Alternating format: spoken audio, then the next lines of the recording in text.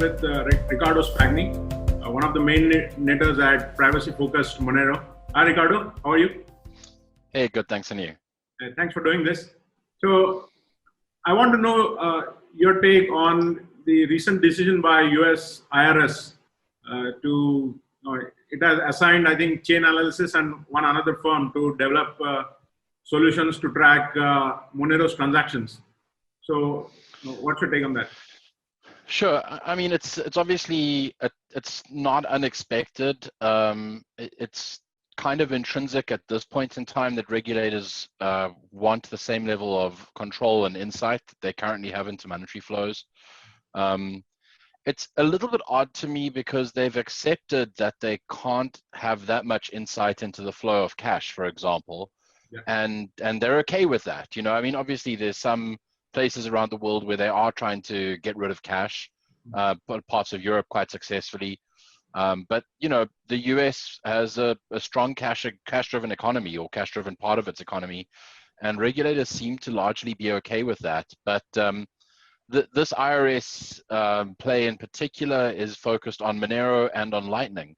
So clearly, they're viewing both Lightning and Monero as being sort of cash-like. And instead of trying to regulate it at the point of entry or point of exit, they're trying to get the same level of insight as they have over, like, you know, digital dollars in bank accounts. And that I totally understand and agree with, not agree with, but I totally understand their desire for that. I do think ultimately it's going to be futile. I think they're going to realize that, researchers and cryptographers are always going to be one step ahead of them, or at least neck and neck with them on privacy, and that their best bet is to apply regulation at entry and exit points. So exchanges, services, where you're paying for goods or services, so PSPs and MSPs, those are sort of the points at which they can apply a degree of regulation. And that I think is totally feasible. I can totally imagine, for example, if you're paying for something with Lightning or with Monero, that it asks or it verifies your location and it adds the sales tax onto it. You know, that you like that's a totally normal thing, and I would expect that to be done. And obviously, if you're dealing with a merchant directly and not using a payment gateway, then the merchant is responsible for sales tax, just like they would be in a cash-based business. So I think that's kind of where they're going to end up. But between now and then, they need to do the exercise. They need to go and try and figure out where the edges are so that they can figure out what they can and can't do. Yeah. So you think this is a net positive for Monero and as well as other privacy cryptos eventually? I think I don't know if it's net positive or it's just part of the process, right? I mean, it's kind of inevitable that they were going to do this, and yeah, like it's not surprising. And like with everything in Monero, like you always view, and Bitcoin as well, you always view it in the context of there being an adversary. Now, obviously, that doesn't mean that Monero and Bitcoin are anti-government technologies. It's just that, when you're dealing with cryptography in particular, information wants to be free. And so there's always someone else that's trying to attack it. So in this case, like with Monero's privacy, with, Bitcoin, with Lightning's privacy as well, it's always viewed through the lens of like someone's going to try and break it, whether it is a government or a 15-year-old kid in Poland. Or some other motivated attacker, someone's going to try and break it. So you're constantly trying to build these systems out to resist those attacks from whoever, it doesn't really matter who's trying to attack it. Okay. And is there a possibility of scenario where, let's say, perfect world, where you have law enforcement authorities having a backdoor entry to privacy cryptocurrencies, but then users still don't have that access? So that's a great question, and that's part. I think it's part of a broader conversation that's been happening about, what they're calling. I can't even remember, the regulated encryption or whatever. They've got some term for it. Yeah. The problem with these, and they tried it in the 90s, is that backdoor. You might have really good control over that backdoor. and it's, you know, it's securely governed and so on, and that's fantastic. And now you've designed the system. Two things could happen. Firstly, it can be abused, and sometimes that abuse can come from entirely, you know, like well-meaning individuals who are complying with someone else higher up. Sometimes the abuse can come from a single person or group of people colluding to get information on someone's ex-girlfriend or ex-wife. But it can be abused by humans. It's controlled by humans. It can be abused. Humans ultimately need to decide, you know, whether that backdoor must be used or not, and that means that they can abuse it.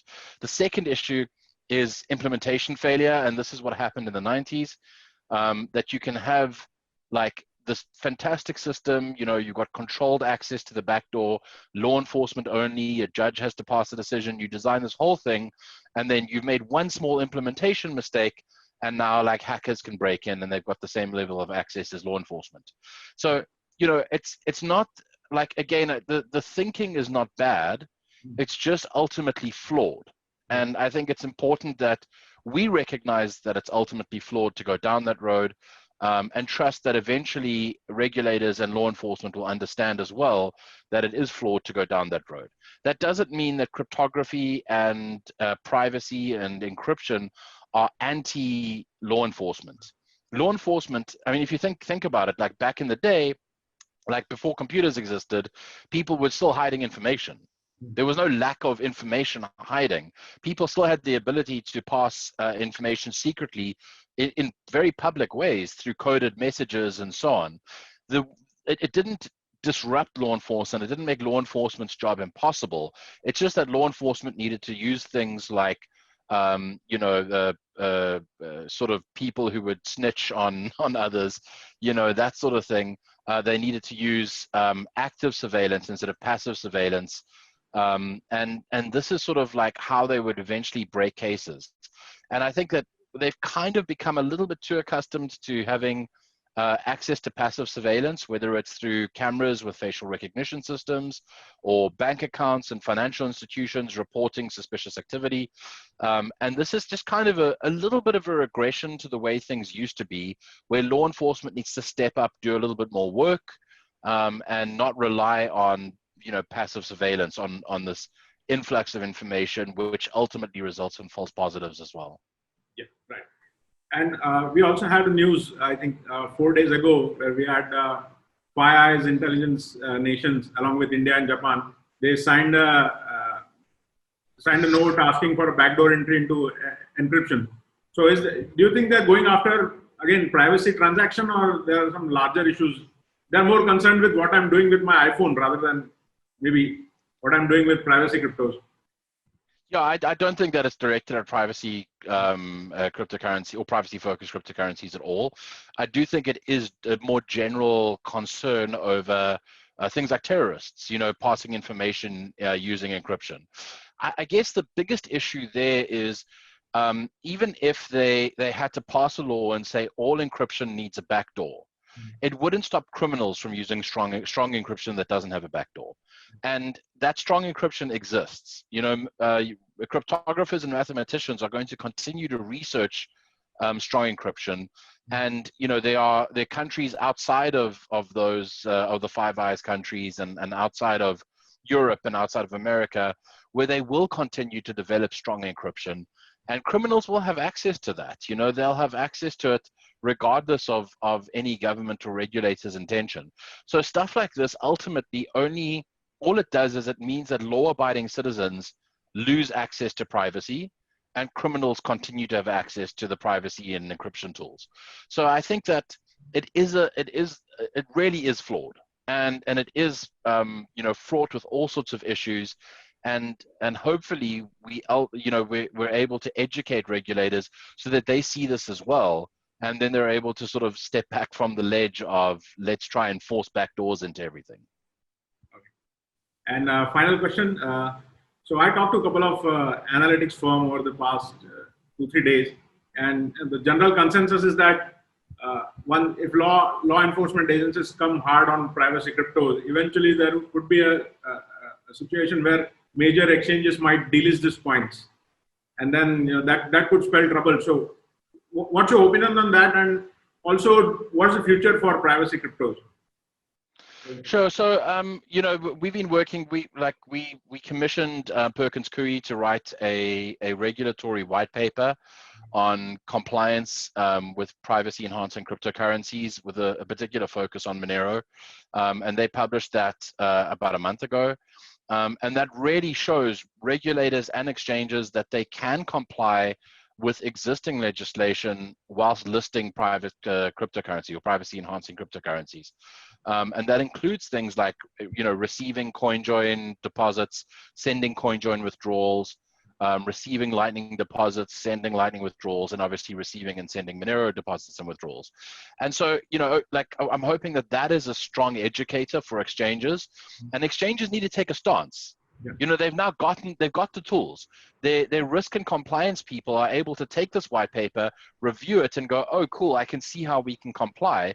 And they need to take a stance. When regulators come and say, oh, you need to delist, or you can't accept Lightning deposits, they need to say, like, look at this white paper, we agree with it, here's our stance, we are currently complying. And I think that, coupled with organizations like Coin Center, who are also making these arguments to regulators, will hopefully calm things down.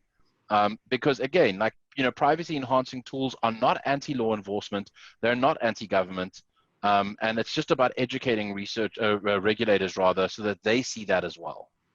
Yeah, sounds good.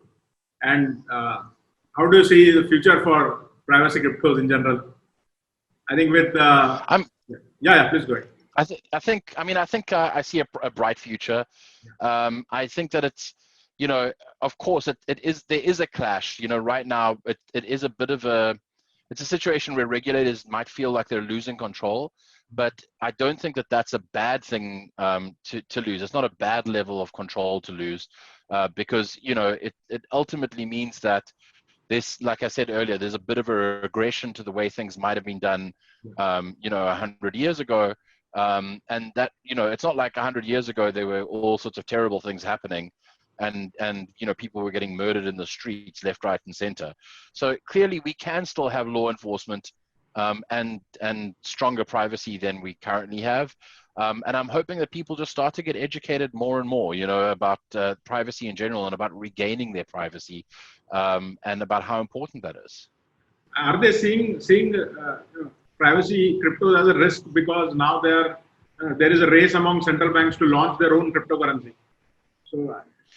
Yeah, absolutely. And I think those CBDCs, central bank digital currencies, there's also a little bit of consternation about whether those should have some privacy or not. But I do think that, even if as individuals banks go, well, we want to issue the CBDC, or central banks say they want to issue the CBDC, but they're concerned about individual privacy.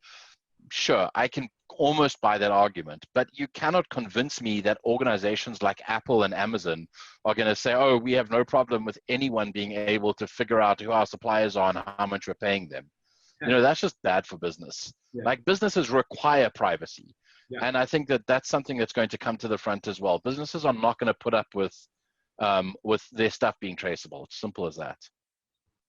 All right, that was a great session, and thank you for doing this. Cool. Thanks for having me.